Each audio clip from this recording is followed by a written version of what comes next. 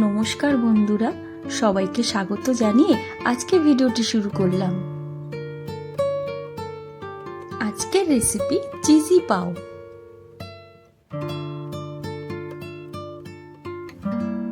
তার জন্য প্রথমেই নিয়ে নিচ্ছি ফ্রাইং প্যানে একটু সাদা তেল।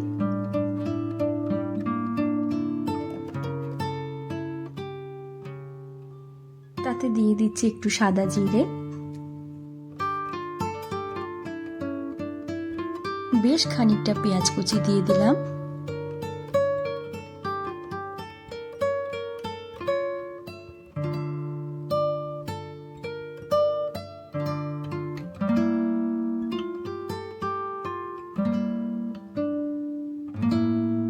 দিয়ে দিচ্ছি টমেটো কুচি, স্বাদ মতো নুন। এবার একটু ভালো করে নেড়ে চেড়ে নেব।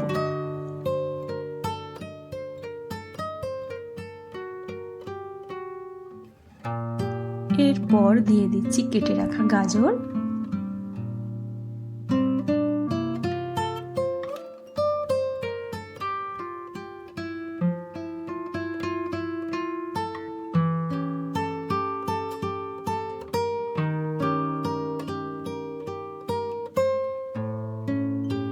দিয়ে দিচ্ছি কাঁচা লঙ্কা কুচি। প্রচন্ড সুস্বাদু এই রেসিপিটা খুব সহজে খুবই তাড়াতাড়ি হয়ে যায়। এই পর্যায়ে দিয়ে দিচ্ছি বেশ কিছুটা সুইট কর্ন। আমার গতদিনের ভিডিওটা দেখে যারা যারা আমার পরিবার থেকে নিতুদির পরিবারে গেছেন তাদেরকে ধন্যবাদ দিয়ে ছোট করব না, তাদেরকে আমার অন্তর থেকে ভালোবাসা জানালাম। আচ্ছা, রান্নায় কিন্তু কিছুটা ক্যাপসিকাম কুচিও দিয়ে দিয়েছি।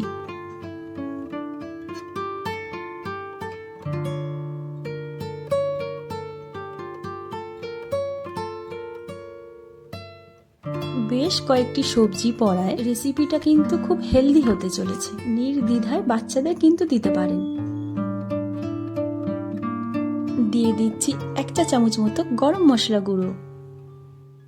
আর এই যে রান্নার মুখ্য মশলা, যেটা কিনা পাও ভাজি মশলা, 1 চামচ মতো দিয়ে দিলাম। বাচ্চারা কিন্তু খুব ভালোবেসে খাবে। সকালে ব্রেকফাস্টে, স্কুলের টিফিনে, এমনকি সন্ধ্যা স্ন্যাক্সেও এটা জমে যাবে।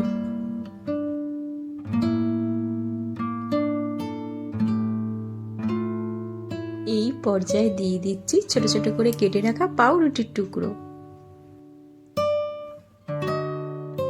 এখানে কিন্তু যে পাও ভাজি রুটি ব্যবহার করা হয় সেই রুটি নিতে হবে।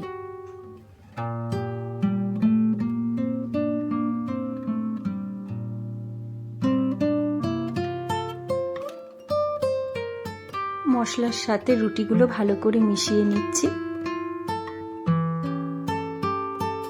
যেমন হেলদি তেমন টেস্টি, আর সেই সঙ্গে পেটটাকে বেশ কিছুক্ষণ ভরিয়ে রাখবে।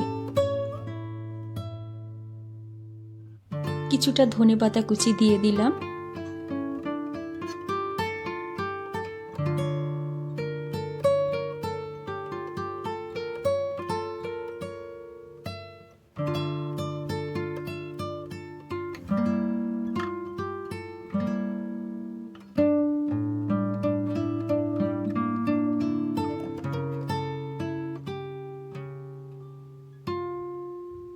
ওপর থেকে একটু টমেটো সস দিয়ে দিচ্ছি।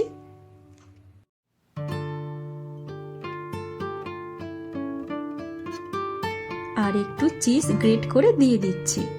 চিজটা কিন্তু কোনোভাবেই স্কিপ করা যাবে না।